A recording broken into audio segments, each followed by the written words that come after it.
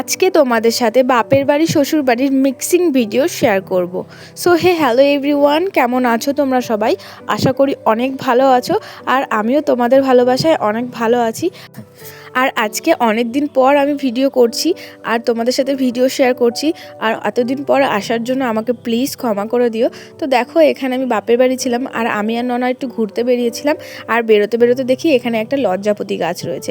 আর তোমরা তো জানোই ছোটোবেলা থেকে একটা বাজে অভ্যেস রয়েছে, লজ্জাপতি গাছ দেখলে নিজেকে আর কন্ট্রোল করা যায় না, সেই গাছটাকে গিয়ে একটু লজ্জা দিতে ইচ্ছা করে, সামান্য, একটু বেশি না। এরা কেননা সারা রাত পর এই সকালবেলা পাতা ছাড়ে, এদের লজ্জা দেওয়াটা উচিতও না, কিন্তু না দিয়ে থাকতে পারলাম না, তাই দুই একটা পাতায় একটু হালকা করে লজ্জা দিয়ে চলে গেলাম।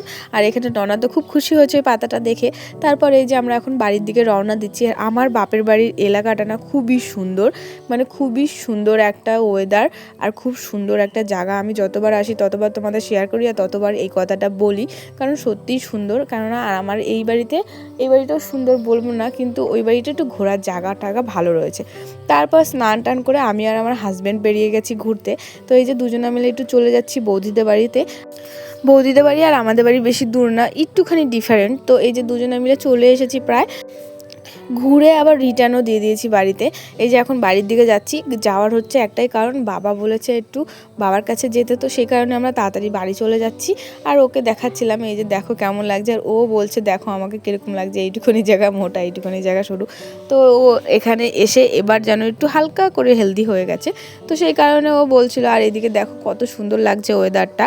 তারপর বাড়ি চলে এসেছি এক ঝাটকায়। এই যে বাড়ি এসে রেডি হয়ে এখন বেরিয়ে পড়ছি নিমন্ত্রণ খেতে যাওয়ার উদ্দেশ্যে। আর আমি আর আমার হাজব্যান্ড ভাবছি আজকে গাড়ি নিয়েই যাব, আর আমার শাশুড়ি মা আর আমার ঠাম্মা শাশুড়ি টোটো করে চলে গেছে। আর এই যে আমি আর আমার হাজব্যান্ড এখন গাড়ি নিয়ে চলে যাব। আর এই যে আমি রেডি হয়ে এখানে ওনার জন্য দাঁড়িয়ে রয়েছি। আমি মেয়ে মানুষ হয়ে ওনার জন্য দাঁড়িয়ে রয়েছেন। ওনাকে অনেকক্ষণ থেকে বলছিলাম রেডি হও, উনি এতক্ষণ ধরে রেডি হয়নি। যাই হোক রেডি হয়েছে। এখন ওনার চুলটা একটু নোংরা হয়ে গেছে, মানে এলোমেলো হয়ে গেছে বলে সেই চুলটা আবার ঠিক করতে গেছে। মানে একদম মেয়ে মানুষের থেকেও অদম আমার হাজব্যান্ড। তাও নিজেকে ফিটফাট করে রাখার প্রচণ্ড চেষ্টা করে, খুব ভালোভাবে নিজেকে ফিটফাট করে রাখে। আমিও পারি না যতটা ও পারে। আর ও তো সবসময় আমাকে গুছিয়ে রাখার চেষ্টা করে, আমি থাকি না বলে ও আমাকে বকা দেয়। তো এরকম হাজব্যান্ড পাওয়া ভাগ্যের বিষয়। তো এই যে দুজনে মিলে এখন বেরিয়ে পড়েছি, দুই হিরো আর হিরোইন। আজকে দুজনকে সুন্দর লাগছে, আমার নিজেরই নজর লেগে যাচ্ছে। তো যাই হোক দেখো, আমরা বেরিয়ে পড়েছি রাস্তার মধ্যে। অনেকটা দূর এসে পেট্রোল পাম্পে ঢুকেছি, একটু পেট্রোল নিয়ে তারপর একদম রোডে চলে এসেছি। আর এই রোডে আসলে আমার নিঃশ্বাস নেওয়ার জো থাকে না, এত জোরে বাইক চালায়। ও ভাবে কি মানে গাড়িটার লাইসেন্স হয়নি, তো গাড়ির লাইসেন্স হয়েছে সরি, নিজেদের লাইসেন্স হয়নি, তো সেই কারণে ও একটু তাড়াতাড়ি চালিয়ে রোড থেকে বেরিয়ে যায়, কারণ রোডে অনেক পুলিশ টুলিশ ঘোরাফেরা করে সেই কারণে। তারপরে এই যে দেখো আমরা চলে এসেছি অনুষ্ঠান বাড়িতে। আর বাড়িটা না খুঁজে পাচ্ছিলাম না। আর এই যে এই বেবিটার অন্নপ্রাশন হবে, ওই যে বেবিটাকে টোপর পড়াচ্ছে। গিয়ে দেখি বেবিটা কি কিউট। আর আমরা না এই বছরে 2টো অন্নপ্রাশন খেয়েছি, আর একটাও ছিল কিন্তু আমি যেতে পারিনি, আমি তখন বাপের বাড়ি ছিলাম সেই কারণে। আর এই যে বেবিটাকে আশীর্বাদ করে নিচ্ছিল সবাই মিলে, তোমরা একটু শোনো।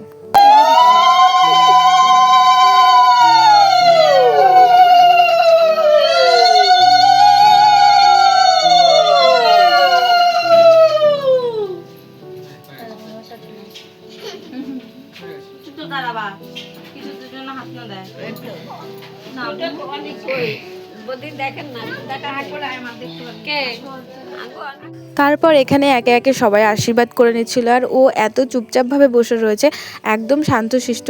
এরকম খুব কম বাচ্চাই থাকে মুখে প্রসাদের সময় শান্তশিষ্ট, বলতে নেই সব বাচ্চাই খুব কান্নাকাটি করে এই সময়টা, খুব কান্নাকাটি করে, মানে লোকজন দেখে তারপর নার্ভাস হয়ে যায়, গরম লাগে, সেই কারণে বেশি কান্নাকাটি করে। তারপর এই যে নিয়ে এসে আশীর্বাদ করে দিয়ে গেল। তারপর এই যে বাইরের দিকটা দেখো, একদম সিম্পলভাবে আয়োজন করেছে বাচ্চার বাবা। তো সেই কারণে এত ছোটোখাটোর মধ্যে দেখা যাচ্ছে ঠিকই, কিন্তু এটা যেন ওদের কাছে খুব এলাহি ব্যাপার। সে তো অবশ্যই যে জোগাড় করে খাবার দাবারে সেই বোঝে কতটা মর্ম। তারপর ওনার খাওয়া দাওয়া হয়ে গেছে এই বেবিটার। তারপর ওকে নিয়ে এসে আমি একটু বাইরে চলে এসেছি কোলে নিয়ে। তো ওকে নিয়ে একটু ছবি টবি তুলে নিলাম, আর আমার হাজব্যান্ড এখানে ভিডিও করে দিচ্ছিল। আর এই যে আমার শাশুড়িকে বলছি তুমি একটু কোলে নিবা, কোলে নাও। আর ও একদম চুপচাপ রয়েছে, একটুও কান্না করছে না। এই জামাটা এত হেভি, তো এটা পরেও ও চুপচাপই রয়েছে, মানে ওর কোনো প্রবলেমও হচ্ছে না। ও খুবই শান্তশিষ্ট একটা বেবি, খুবই ভালো একটা বেবি। তারপর এখানে আমি এই ক্লিপটা নেওয়ার সময় নয়, পেছনে ওই লোকটা চলে এসেছে, আমি না ওনাকে চিনি না, কিন্তু আমার হাজব্যান্ড চেনে অবশ্য, কারণ ওদের আত্মীয়, আমার তো আর আত্মীয় না। সেই কারণে এখন আমারও আত্মীয়, কিন্তু ওদের আত্মীয় এটাই বলতে চাইছি, এখন আমি চিনি না। যাই হোক, উনি চলে গেল। তারপর এই যে এখানে আমার খেতে বসে পড়েছি। আর এই বেবিটার যেখানে বসেছে সেখানে ঠাম্মা বসেছিল, তো এই বেবিটা বসে পড়েছে, তাই ঠাম্মা বললো যে ঠিক আছে তাহলে তুমি এখানে বসো, আমি অন্য চেয়ারে গিয়ে বসছি। তারপর ঠাম্মা চলে গেছে অন্য চেয়ারে। আর এই যে এখানে আমরা হাজব্যান্ড ওয়াইফ খেতে বসে পড়েছি, আর ওখানে আমার শাশুড়ি মাও ছিল, সবাই মিলেই খেতে বসে পড়েছি। আমরা খেয়ে বেরিয়ে যাব, তো সেই কারণে আমরা তাড়াতাড়ি করে খেয়ে নিলাম। আর যেহেতু দাদু বাড়িতে একা রয়েছে, দাদুর শরীর ভালো না, তার জন্য আমরা একটু তাড়াতাড়ি খেয়ে নিচ্ছি, এরপর বেরিয়ে পড়বো। আর এই যে আমাদের পাতা দিয়ে দিয়েছে, এরপর দিচ্ছে ভাত। ভাতটা খুব মানে তরকারি খুব ভালো হয়েছিল, কিন্তু ভাতটা একটু গলে গেছিলো। আর নিমন্ত্রণ বাড়িতে একটু গলা ভাত খেতে না ভালো লাগে না, একটু সমস্যা হয়, প্রবলেম হয়। আমার হাজব্যান্ড একবারের বেশি আর 2বার ভাত নেয়নি, ওর একটু কষ্ট হচ্ছিলো। আর সন্ধ্যেবেলায় এসে ওর খিদে লেগে গেছিলো, তো সেই কারণে তাড়াতাড়ি করে আবার বাড়িতে এসে রান্না করে দিতে হয়েছে। আর এই যে আমরা এখন খেয়ে নিচ্ছি।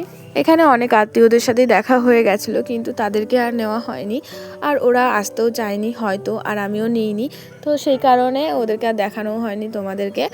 আমরাই খাচ্ছি, আমরাই তোমাদেরকে দেখাচ্ছি।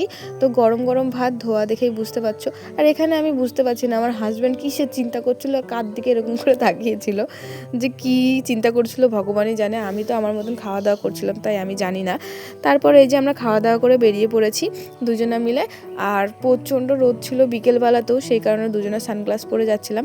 আর প্রথম টাইম মানে ফার্স্ট টাইম একদম আমি আমার হাজব্যান্ডের সাথে সানগ্লাস পরে যাচ্ছি, মানে আমার হাজব্যান্ডও সানগ্লাস পরেছে, আমিও পরেছি। তারপর দেখো বাড়ি চলে এসেছি, বাড়ি এসে এই যে এখন এই জিনিসগুলো সব গুটিয়ে গাটিয়ে নেবো। আমার শাশুড়ি মারাও চলে এসেছিলো একটু পরে। তারপর এই যে শাড়ি টাড়ি যা আছে পিন করে রেখে দিয়েছিলাম, কোনো রকম রেখে দিয়ে রেস্ট নিয়ে তারপরে এখন কাজ করতে শুরু করে দিয়েছি। সত্যি কথা বলতে কোথাও যেন বেড়াতে গেলে না, মানে নিমন্ত্রণ খেতে গেলে, আর যদি খাওয়া দাওয়ার বিষয়টা থাকে, ওখান থেকে এসে একটুও কাজ করতে ইচ্ছা করে না, এতটা কষ্ট, এতটা টায়ার্ড লাগে।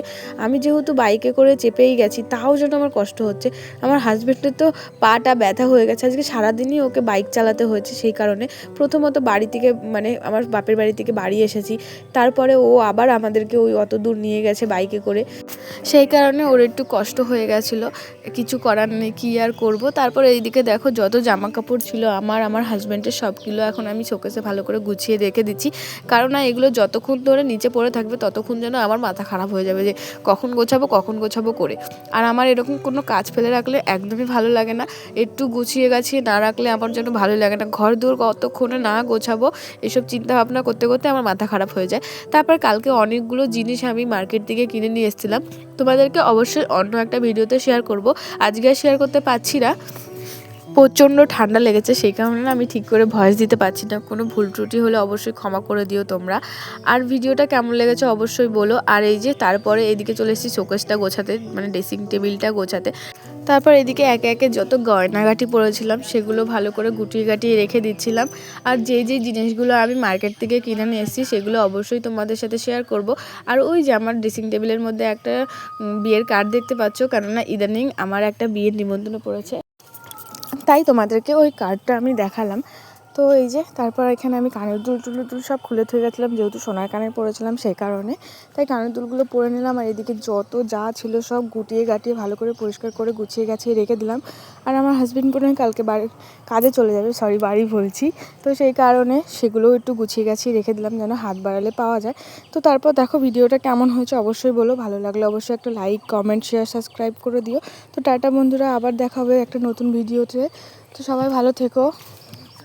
আর আজকে ভিডিও এখানেই শেষ করেছি, আবার চলে আসবো কালকে একটা নতুন ভিডিও নিয়ে। আমার এই ছোট্ট ব্লগটি তোমাদের কেমন লাগলো অবশ্যই কিন্তু কমেন্ট করে বলো, আর খুব ভালো লাগলে একটা লাইক করে দিও। তো সবাই ভালো থেকো, টাটা।